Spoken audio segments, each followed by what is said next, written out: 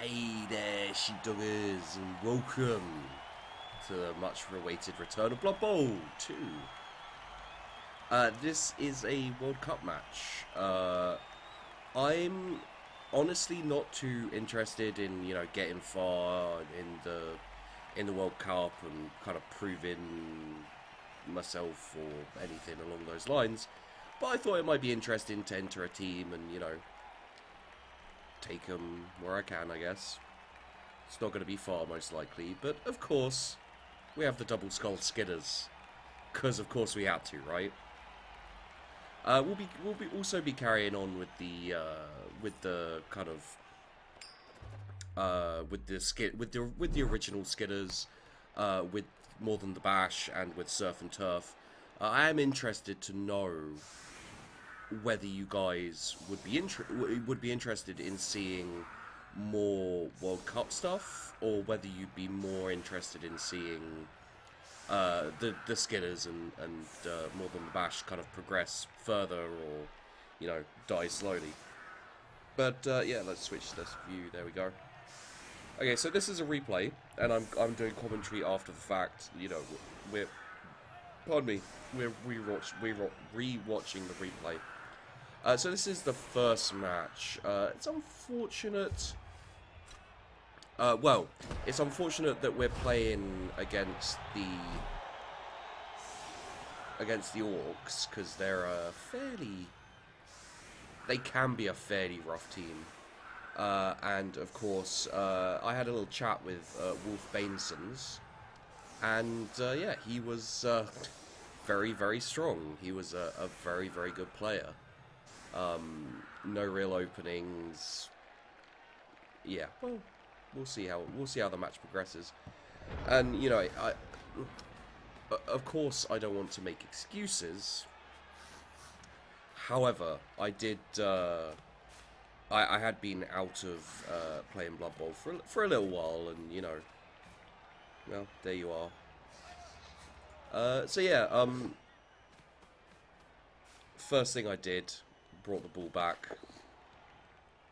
Luckily, we rolled a 3. And managed to get a block in. Yeah. So yeah, kind of my thinking while I was playing was, fairly standard. Get the get my players away from the big guys. Try and save them from a massive beating, and look for some openings, basically. And I feel like that's a fairly standard and good strategy for the Skaven to have. You don't want to get into extended fights, if you can avoid it, or at all, preferably. And again, the Orc tactic is get to the ball, clamp it up, like swamp down the opponent and just start bashing. If you get the ball, then you kind of do the same, but just on your side.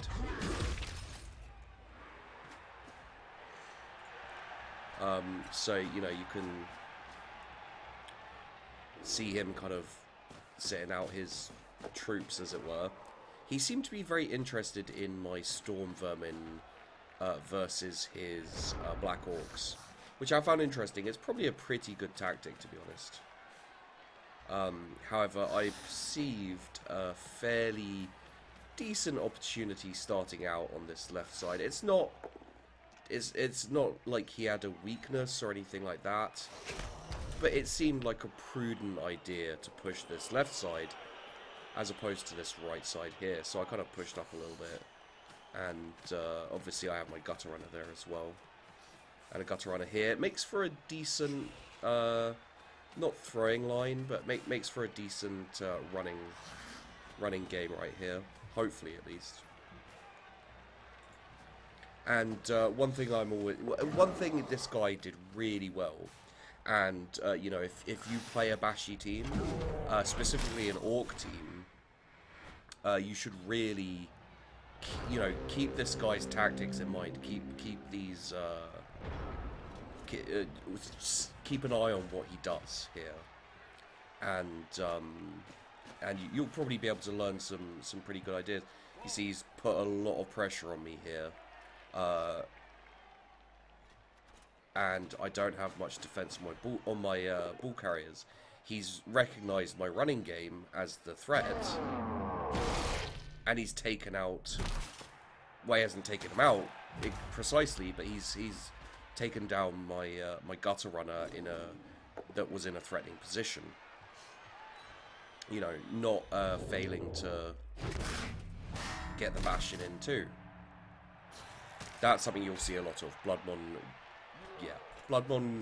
Bloodmon getting knocked out and getting knocked over and on his back. You'll see that a lot.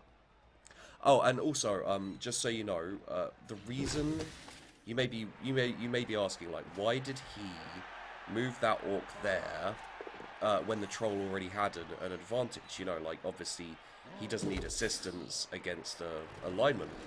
Well, the answer to that is he gets 3 dice instead of 2. And something very important for the big guys who have loner and, you know, those kind of things, and of course not block, is if you have 3 dice instead of 2, you're much more likely to get a favourable result. That means you don't have to reroll. You know, the chances of getting triple skulls or triple downs, you know, those kind of things, is decreased quite a lot by doing this. Now, I decided to go for it here. I figured if I can get a touchdown, he'll get the ball then. And and also, I had to do this here because I had to go in a straight line. Going around this guy would have meant I wouldn't have been able to go for the touchdown. Unfortunately, I didn't knock him over, so I would have had to go forward and then dodged past him. And I figured with the going for it rolls and the dodge, I would have been unlucky. You know, usually if it wasn't an important match, as it were, I'd probably take the risk given how the orcs were set up. However, I decided not to, and I think probably to my detriment. As the game progresses, but you know, you don't know these things until they happen. So yeah, you can see here it's got his reroll, and he did knock me down, but he did put me in a very unfavourable position, unfortunately. So you can see exactly what I said. Like, you know, I moved back to try and like cover my ball carrier. Like, my ball carrier may not be down,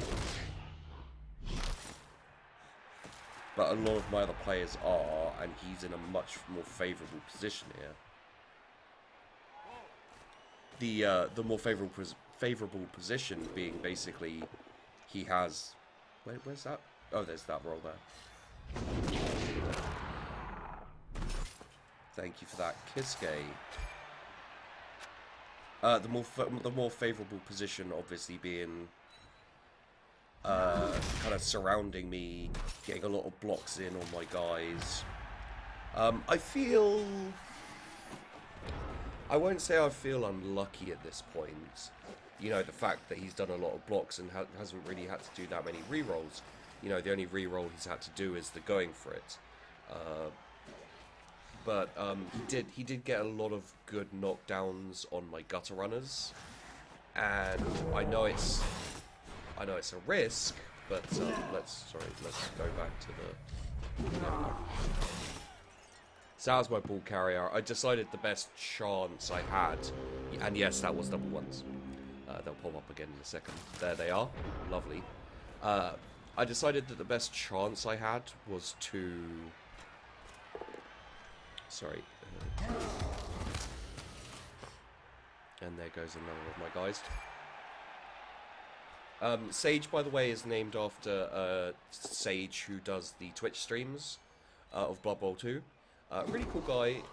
You know, ever thought about checking him out? I've jumped in his stream a couple of times and hosted him. I don't know him personally, but he seems like a really nice guy, a really good Blood Bowl player. So yeah, I was stuck for a name to use, and I just decided to go with Sages. Hope you don't mind Sage if you ever watch this, which, you know, who knows. So, yeah, you know, and he's done the same thing again here to get the 3 dice. Really good idea. And kills 7.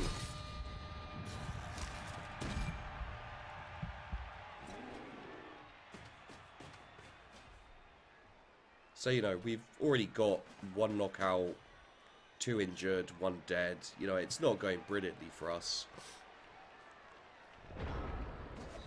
Our only hope, really, one of our only hopes, really, I'd say, is that we get the ball out of there, or he doesn't pick it up. Yeah, that did happen.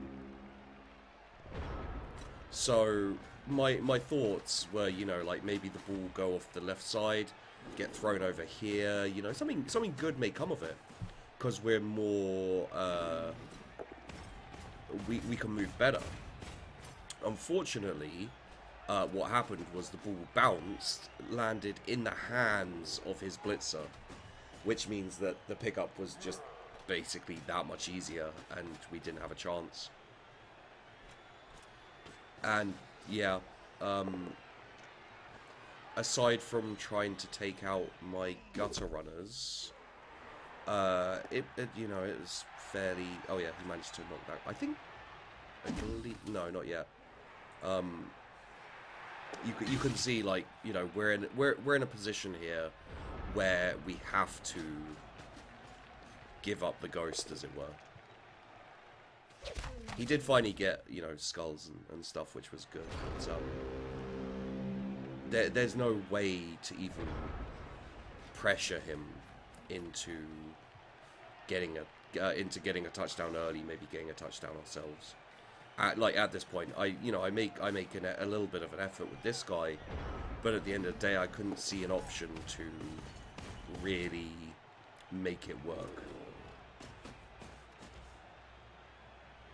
Unfortunately, yeah, you know, it would have been really nice to, you know, have been able to do something, but at the end of the day, you know, it's just not.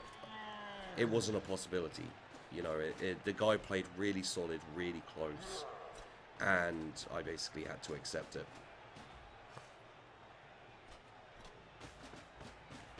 Which is always, like, I don't have a problem with losing, per se.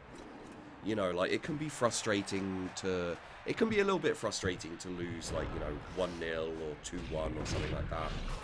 But I find in these situations... This is where my frustration really bears fruit. And it's not this guy's fault. Like, he played perfectly fine. He played brilliantly.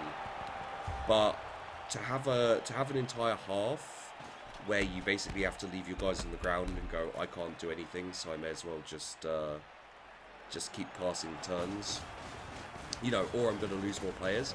Yeah, it's not fun. It's probably, I imagine it's not fun for him.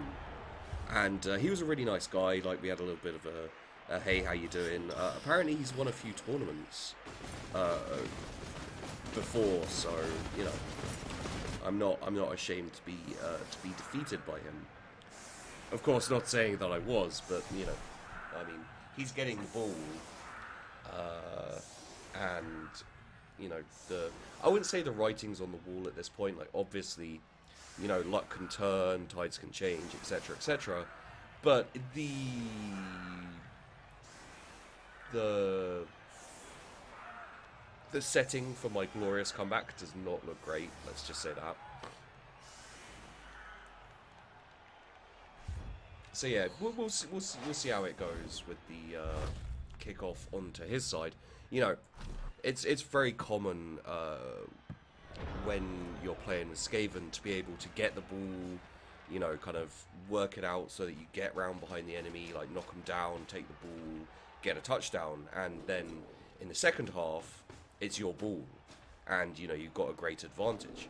However, the exact opposite happened on this one. You know, like, he knocked my guy down, and then he got the ball, you know, jumped into his hands, and he took full advantage of it. Fair play to him. Unfortunately for me, you know, I wouldn't say it was bad luck. I'd say I took a gamble and lost. And maybe I should have played more conservatively. In the first half there, you know, maybe I should have waited a bit longer, tried to spread out his guys. I thought I saw a chance when I blitzed the blitzer to, you know, knock his guy down and all those kind of things. And you could say, like, you know, I should have taken a reroll or something like that, you know, to knock his guy down. But I did also have going for it. And if you've watched me before, you know that, like, yeah, I fear all dice rolls because of their possibility of going wrong. However, more than even that, I fear 2+ rolls. So going for it, dodging with agility, and those kind of things. You know, I feel like that's cursed for me, especially when they're important dice rolls.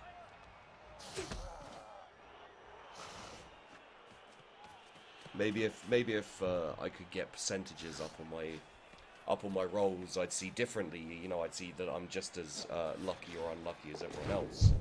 But you know, I don't have that, so I just have to go by my gut feeling. And my feeling was, when I blitzed that guy in, my feeling was basically, if I push it, it's going to go badly. Unfortunately, he took brilliantly took full advantage of that. Just like crowded in among among the ball and where my Skaven were kind of grouped, and just bogged me down. You know, like even if I hadn't of kind of gifted the ball to him with a pickup, you know, like a pickup he didn't need to redo, I think, you know, he still would have got that touchdown. He still would have messed me up, and I don't think I could have made a comeback in that half from that position where the ball went down and where he gathered it around his guys around the ball. I feel like, you know, the writing was in the sky, however you want to say it.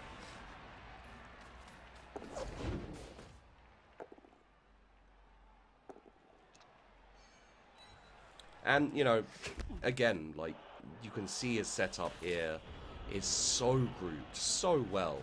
Like, the best opportunity I had was 2 dice against. And it wasn't much of an opportunity at that. You know, it was a real kind of going for it situation where I was just like, well, crap, let's just try. And again, you know, if you're playing early Orc teams like this, like what he's doing here is a great example of what to do. If you do go after these gutter runners, which is a good choice, but they're annoying even at the start because of their high agility and starting with dodge, it means that you want to go 3 dice to maximize the chance of knocking them down, especially if you don't have block. If you're a chaos team, then all the more so.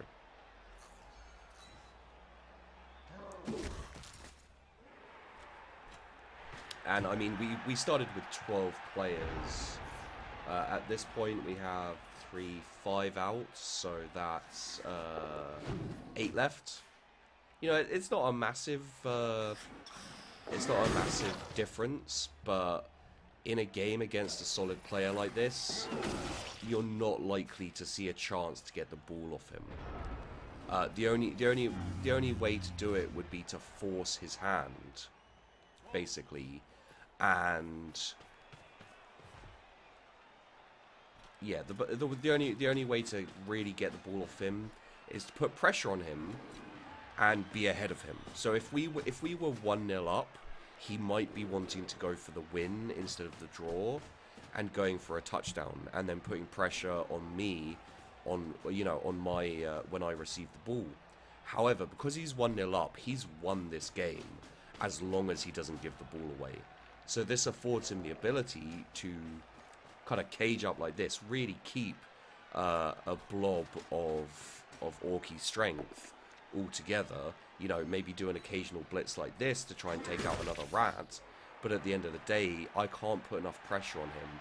I don't have the penetrative I can't say the word. Penetrative. I can't say the word. Oh god. Penetrative power. There we go. I don't have the penetrative power to get in there, to knock his guys down, to do KOs or injuries. You know, you can see there that blitz didn't even knock him down.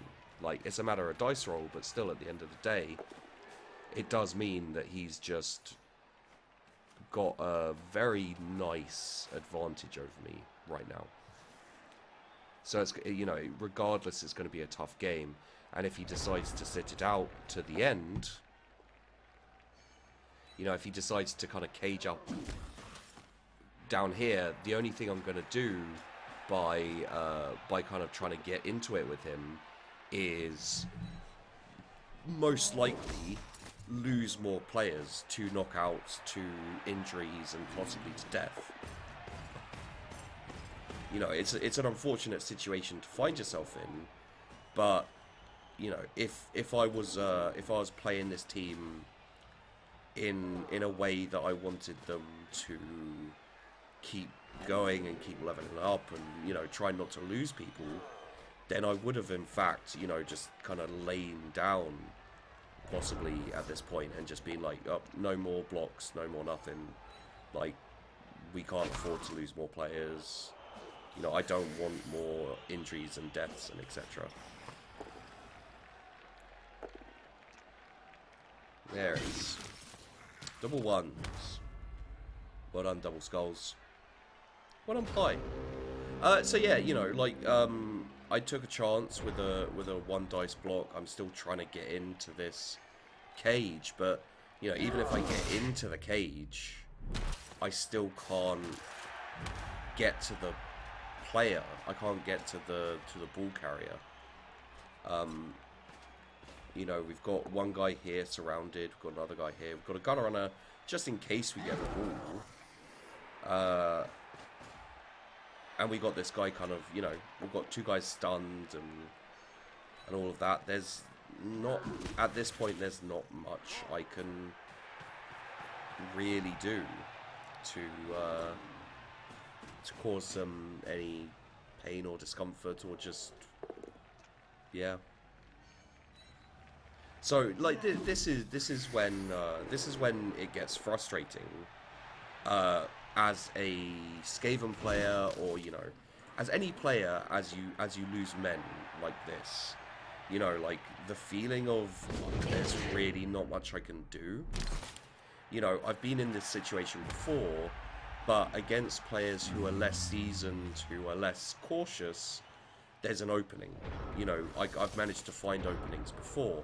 Against this guy, you can see like his very defensive mindset, the way he sets up his players, allows no luck even really to get through.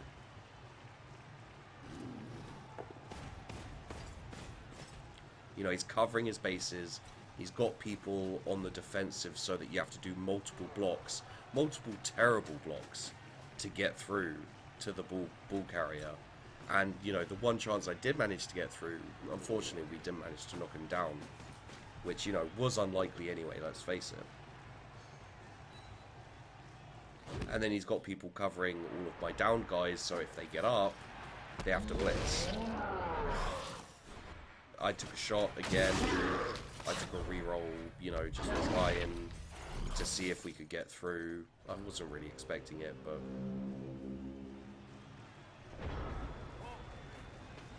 And basically, he scored the touchdown, and he was planning to...